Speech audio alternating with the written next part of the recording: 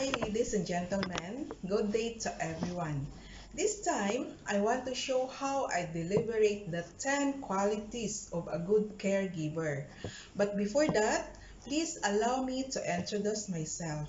I'm Lily Debuque, one of the Ncma Batch 8 trainee. And now, I will start at number 1. Patience, the capacity to accept or tolerate the delay, problems, or suffering without becoming annoyed or anxious. In this video, you can see how the caregiver apply or give more patience. Number 2, cherry demeanor, is the attitude of one caregiver that having or showing a good mood or disposition. In this video, you can see how the caregiver comfort the patient from her uncomfortable feelings. Number 3, multitasking. A person that can manage or deal with one or more than one task at the same time. Now I can show you how I take care of my patient while I'm preparing her medicine and the record in her daily activities. Number 4, being able to think quickly. A person that having an intelligent, clever, alert, and quick mentality, or having the ability to think and understand quickly. In this video, I want to show to everyone how I take actions when my patient fall from her bed.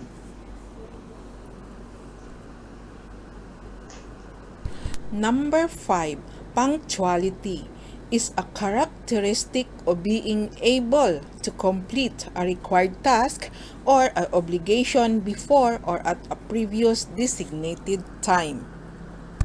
Number 6, willingness to learn is a new experiences, skills, and informations that improve our abilities and enjoyment. Number 7, kindness and empathy is to show how your patient or loved one are important to you. As a caregiver, we can give our fully support as we can. Number 8, being a good listener. As a caregiver, I need to take in what the person say or advice or any instructions, and also sometimes in deeper discussion. Number 9, being able to take the responsibility. Sometimes we need to sacrifice our happiness to assume the responsibility when it comes to our loved ones and to our patient. Number 10, willingness to go extra miles. No matter what, when it becomes to our patient, we need to show them our special effort or our special support. Greetings everyone! Before I put an end to this presentation, I would like to express my deepest gratitude for those who are able to watch my video exhibiting the 10 qualities of a good caregiver by showing short video clips together with some pictures. I hope all of us may use it and shares our learnings to others on how to become a good caregiver based on the teaching we acquired under the management of Ncma or the Nurse Caregiver Management Alliance 2021. Once again, thank you so much and God bless us all. Good day, everyone. This time, I'm going to present the most common techniques on how to transfer your patient from their bed going through the wheelchair. This person might experience stroke or having a dysfunction of bodily movements. Moderate assistant transfer. Position the chair in the line of the bed. Make sure that there is enough space at the edge of the bed before rolling the patient over. First, ask the patient to hold onto the weaker arm. Next, bend the opposite knee with one hand on the pelvis and the other hand on the patient's shoulder part. Ask the patient to roll towards you with your guiding as necessary. Next, ask the patient to use her stronger leg to bring the weaker leg over the edge of the bed. Stabilize the patient hip and ask the patient to push up to sitting. If the patient is sitting too far in the bed, shuffle the patient's bottom forward. First, lean the patient on the right and guide the left buttock forward. Lean the patient the left and guide the right buttock forward. Ensure that the both of the patient feet are placed flat on the floor. Place the chair near the patient's strong arm. Ensure that the bricks are applied. Stabilize the patient's knees between yours. Lower yourself to the patient eye level and bending your knees but keeping your back straight. Communicate to the patient what she is about to do. Patient can place her stronger hand on the armrest wheelchair. Ask her to participate by leaning forward and turning towards to the bed to bring the buttock across to the wheelchair seat and make sure that your path of view is not blocked on the patient head. Cue the patient timing by saying 1, 2, 3, up. To transfer, lean the patient forward, pivot the patient, knees bring the buttock over the chair. Assist the patient to sit well back in the chair. Make sure that the patient is sitting up straight at the center of the chair. Make sure that the foot plate are secured before pushing the wheelchair. Now, assuming that everything is done when she's sitting on her wheelchair. Now, it's time to transfer her from her wheelchair to bed.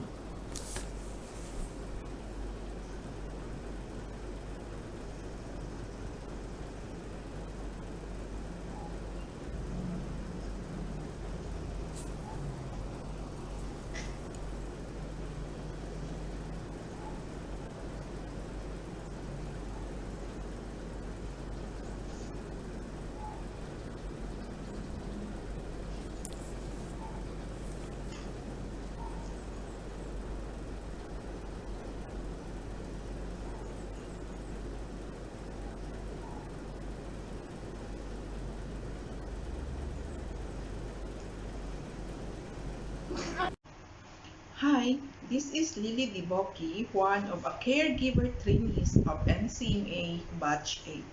Now I will perform how to do a bed bathing.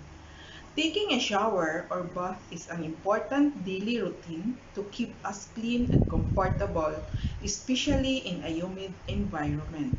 But for the people who are in bedridden, they need to take their bath in bed with the help of a caregiver. Here are the items we need to prepare in doing bed bathing. First is comb, followed by toothpaste and toothbrush, mouthwash, small container, mug or plastic cup, face towel, basin with warm water, bath towel, soap, talcum powder, moisturizer that is optional, skin cream with wipes, clothes, and beddings items. Before anything else to do bed bathing, we need to close all the window and door for her privacy. And also turn off the fan and air condition to prevent chill. And now we proceed to wash our hand thoroughly, assuming that the wash hand are already done. Before we do bathing to our patient, we need to let them know that we are going to bathe them. Before cleaning the mouth and face, we need to use pillows to prop him up to 90 degrees if the condition allow. And prepare things like toothbrush with the toothpaste and assist our patient to brush her teeth if she's able to do it. Okay, now she's brushing her teeth.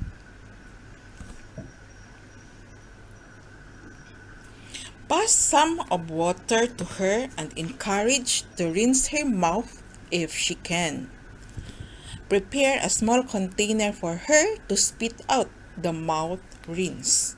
After brushing her teeth, wipe her face with a clean towel. This time, I need to bring her head in lower position by adjusting the head part of the bed or removing the pillow that I used to elevate her head. And then you change the normal pillow to bring her in correct position. When the patient is already in lower position, it's time to put the bath towel under her body area to be washed before removing her clothes. And while doing that, you also inform her what you are going to do. Assuming that the patient's clothes are already removed, then start to clean her body. Apply soap in a small towel and clean the area, beginning from the cleanest area, which is the face, and work down towards the feet. Rinse the towel and apply soap when necessary to ensure that the body surface has adequate contact with the soap. For her eye, wipe the cotton balls. Pay attention to the skin folds, especially the armpit and under her breast, then followed by checking the skin rashes and injuries. To check her skin, especially the areas such as ears, back of the head, shoulder, elbow, ankles, and heels for redness or skin breakdown. Rinse the towel after cleaning each part. And now, it's time to turn the patient and do the same procedure to the other side of her body. Assuming that the bed bathing procedure is done, dry up her body and apply the oral hygiene and then put her clothes on. And the next step is to clean the area and change the beddings. And now, my patient is in her comfortable situation. Hello everyone, this is Lily Debuque, one of the Ncma trainee batch 8.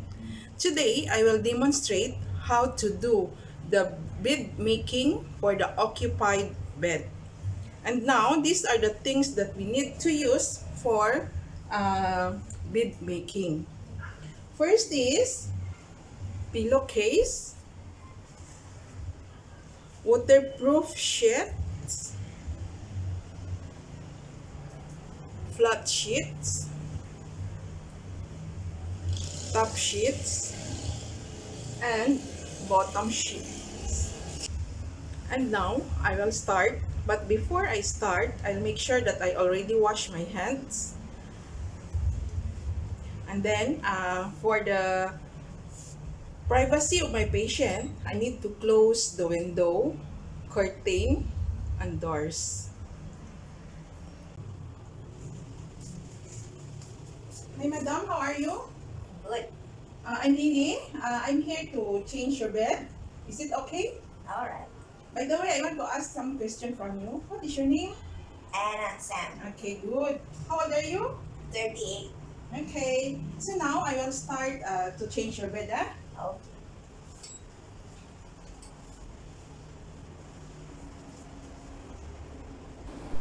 For the maintain of my patient's privacy, I need to put the top sheets on her body before I pulling the dirty top sheets.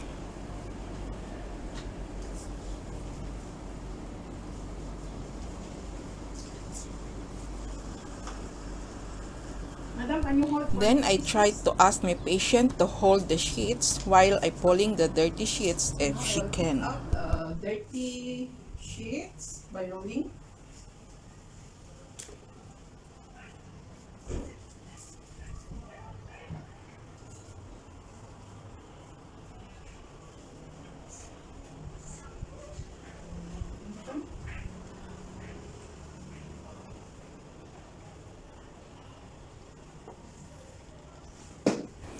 Then I ask my patient to roll over, going to other side with my assistance. Then put the top sheets to cover her whole body for her privacy, followed by rolling the bottom sheets put in the center of the bed.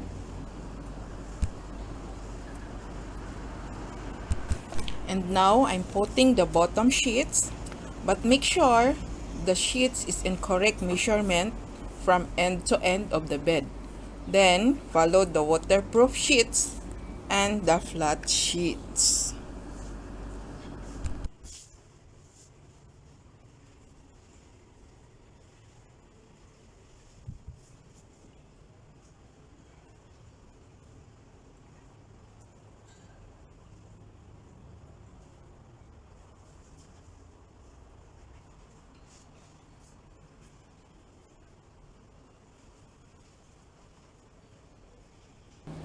Before I rolling my patient to other side, I will make sure that all sheets I already insert under the bed. Now I assist here to all roll over in the other side. Then I take the bottom sheets, the dirty one, and then put in a laundry basket.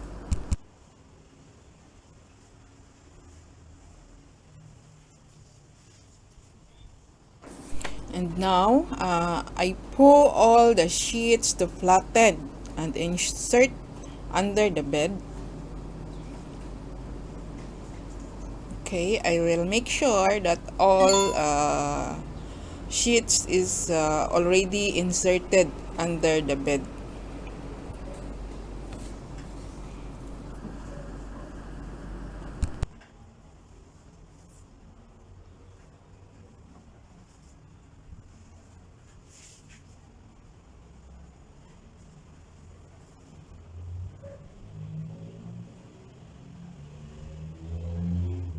Then I bring her in the center of the bed.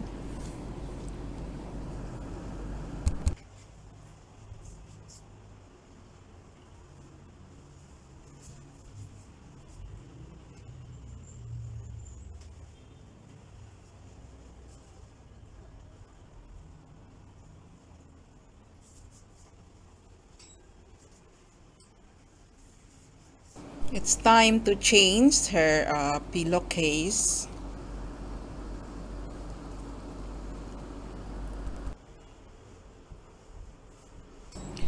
And the last that I need to change is top sheets, and remove the one top sheets that I used during changing her bed.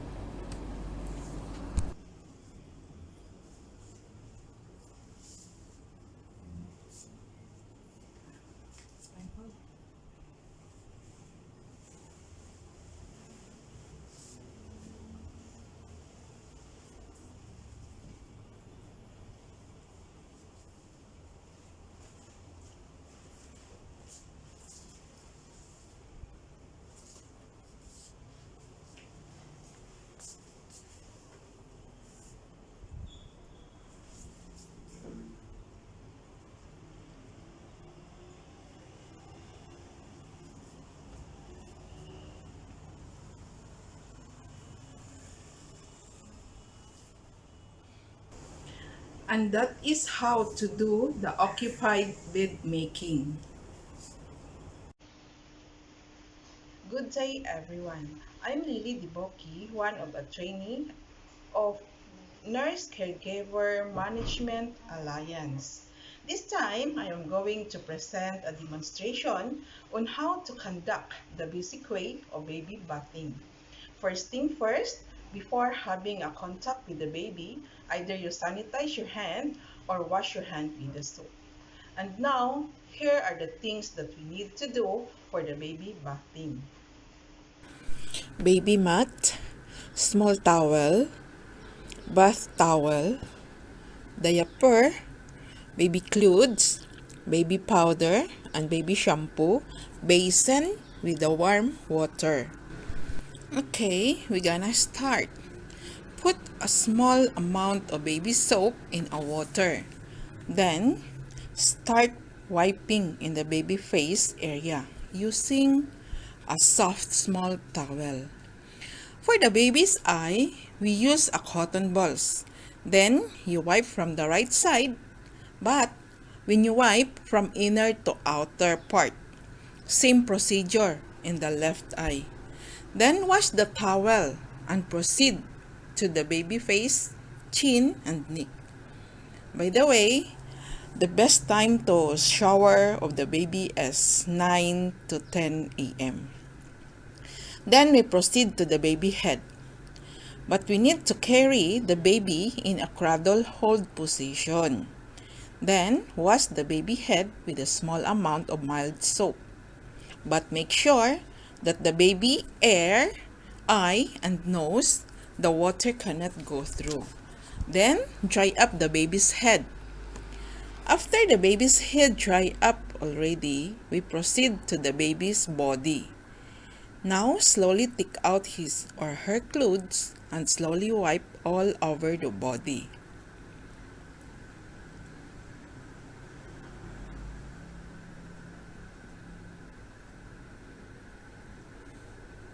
We pay attention for the skin folds, armpit, in between of her finger. Then slowly turn the baby to clean or wipe the back part area. Then also the other side, going down to her leg.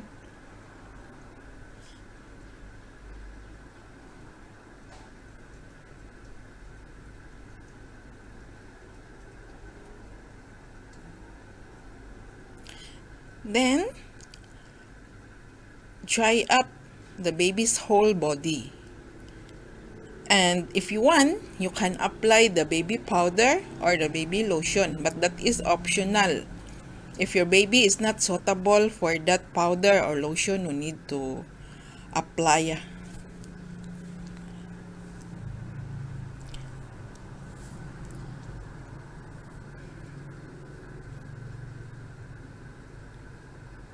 Then after that, I put her clothes on together with the diaper.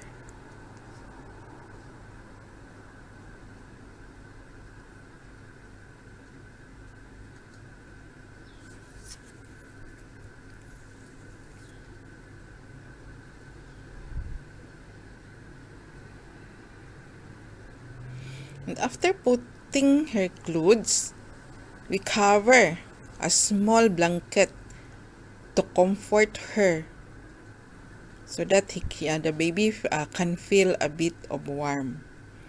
So that is how I demonstrate how to bathe the baby.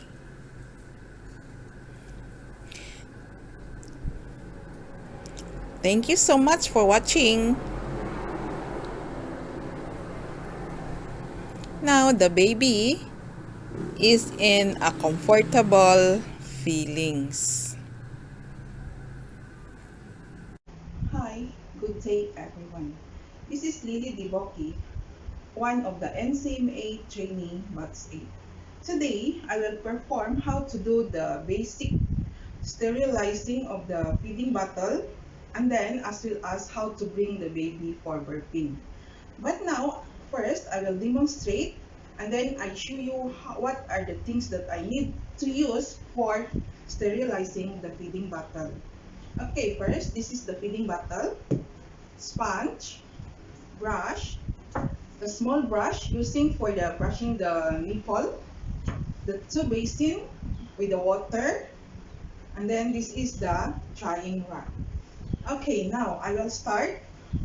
First thing to do is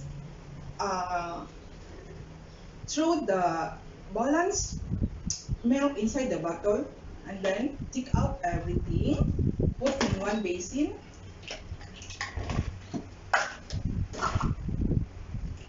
And this basin have already water with a mild soap. The soap is accurate for the baby bottle for washing. And then this is the second basin later for the rinsing and then bring the bottle to be clean. So now the first thing is I use the brush to do the brushing inside the bottle. Okay. And then for the outside part, I use the sponge with the soap also. Okay, like this. And then followed by the cup. Okay.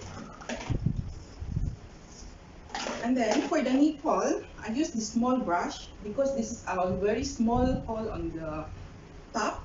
So I use this. Okay. And then now I proceed to rinsing. So I rinse everything, then I transfer to another basin with the clean water. Okay.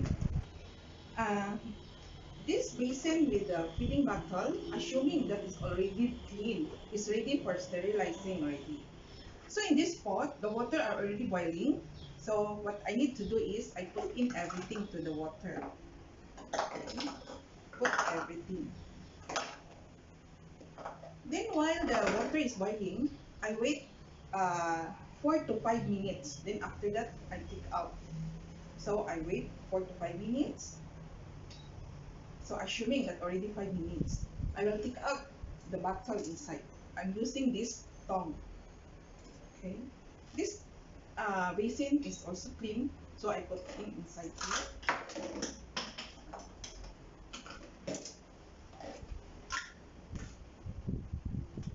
Okay. So I already take out. So this bottle I bring for drying. So this is the drying rack. Okay. So I put everything here, bring to dry. Okay.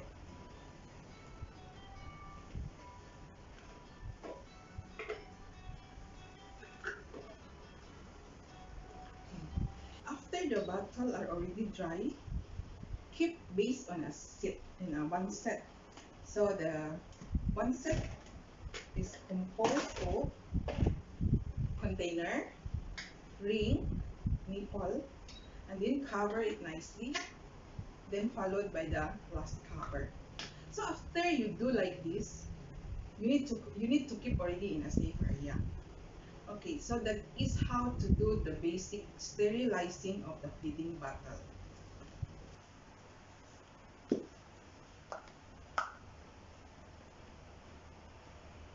There's a three reason to burp your baby. First, release the gas. Then, babies feel better after burping and then stimulates the baby. For the first technique, put your baby sitting on your lap, then hold the baby's jaw. Use your finger and your thumb to support the baby's head, then gently massage on the baby's back. For the over shoulder techniques, you can do sitting or standing position. Hold your baby up on your chest, facing towards on you, with your arms to support. Put the towel in your shoulder in case the baby spit out. Slowly rub the baby's back. Hi mom, good morning. I'm Lily. Today I'm here to take your vital signs. Is it okay for you? Yes. And then before I start, may I know your name please? Donna. Okay, good. How about your birthday? September 25, 1990. Okay, good. So now I gonna take your vital signs, but before that, I go first for washing my hand. Okay, wait for a while. Okay, ma'am. Before I take the blood pressure, I want to ask you if you feel any pain in your body. Okay. So I will start the blood pressure.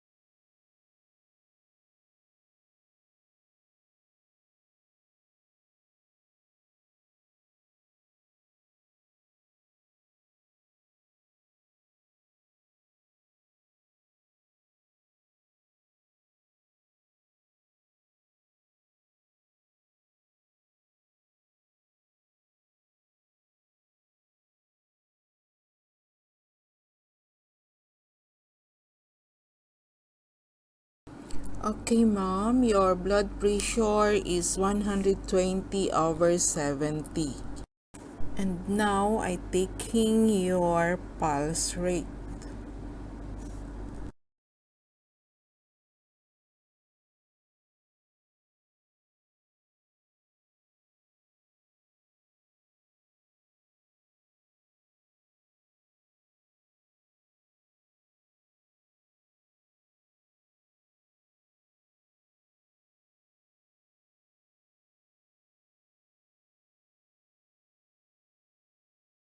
Okay, your pulse rate is 76. Now we proceed to your respiratory rate.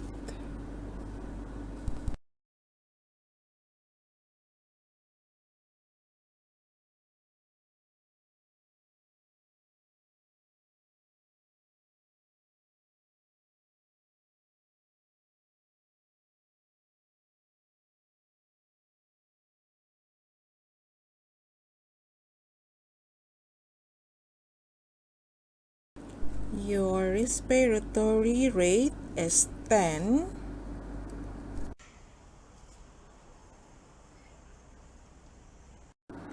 And the last is your temperature.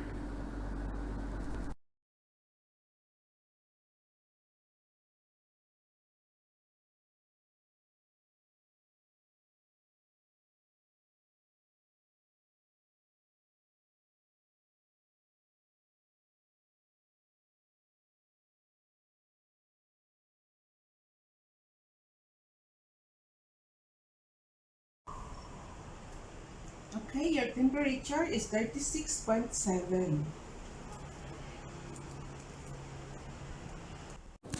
These are the things that we need to provide for the nasogastric tube feeding: measuring cup, syringe, medicine, pH strips, towel, small bowl, food supplement, and water. A nasogastric tube is a special tube inserted through the nose to deliver any oral nutrition supplements and medication to the stomach.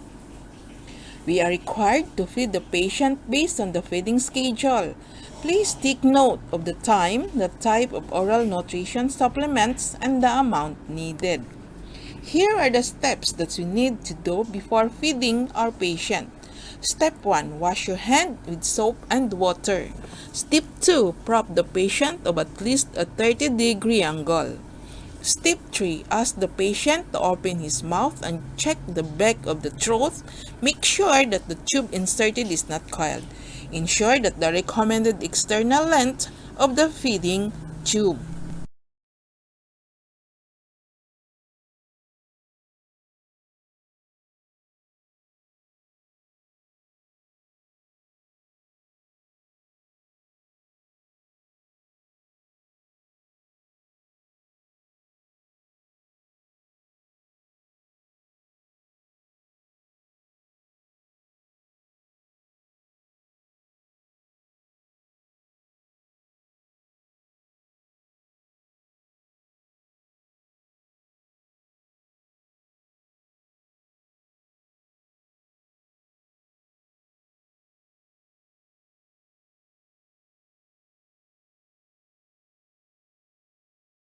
To check if the feeding tube is in the stomach, withdraw some gastric content.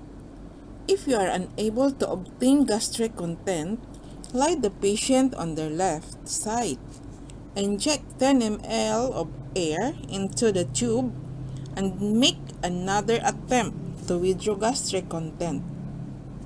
Read the gastric content with pH level. If the pH level is below 5, the patient is ready to feed.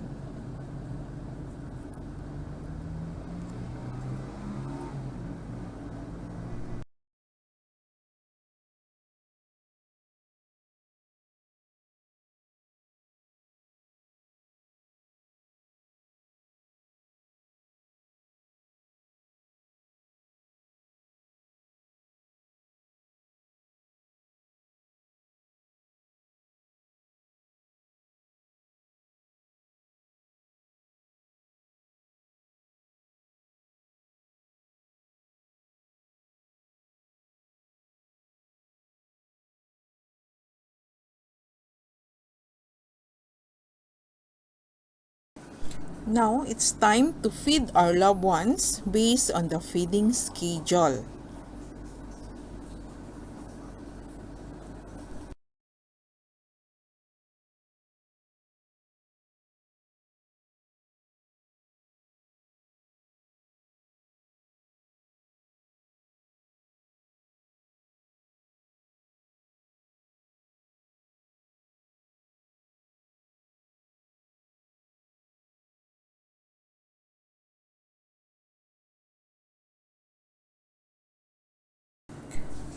To prevent air entry into the stomach by kinking the feeding tube before connecting the syringe. Feed according to the feeding schedule. Position the syringe slightly above the head. Don't wait the syringe empty before you adding the oral supplement. Flush the tube with 20 ml of water or as prescribed. And close the feeding port with a stopper. Now is giving the medication. If the medicine is a tablet, crush finely and dissolve to the warm water. Then, connect the syringe without the plunger. Before feeding the medication, flush the tube with 20 ml of water. Pour medication to the syringe. After giving the medication, remember to flush the 20 ml of water.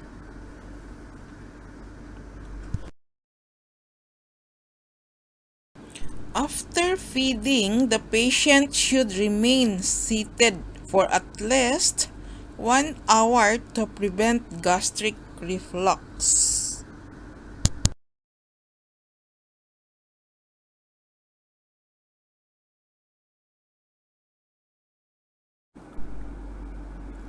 A pig tube is a tube that goes into the stomach for feeding purposes.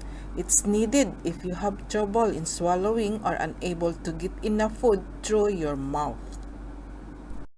These are the things that we need to provide for the pig tube feeding: measuring cup, syringe, medicine, pH strips, towel, small bowl, food supplement, and water.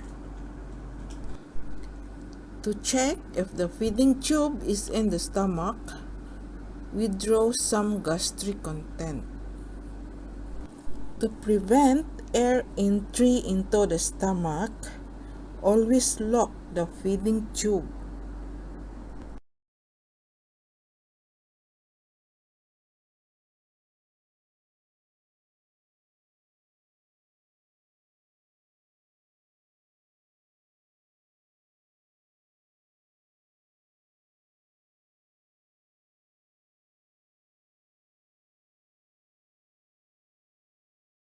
Before feeding the patient, flush the 20 ml of water or as prescribed.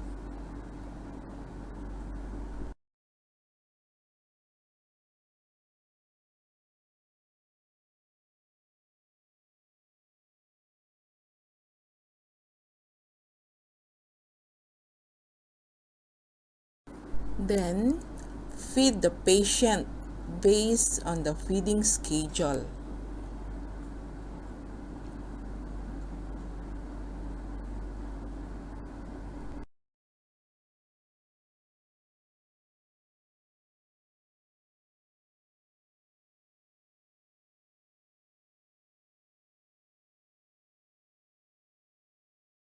Complete the feeding by flushing 20 ml of water or as prescribed, and close the feeding tube with a stopper.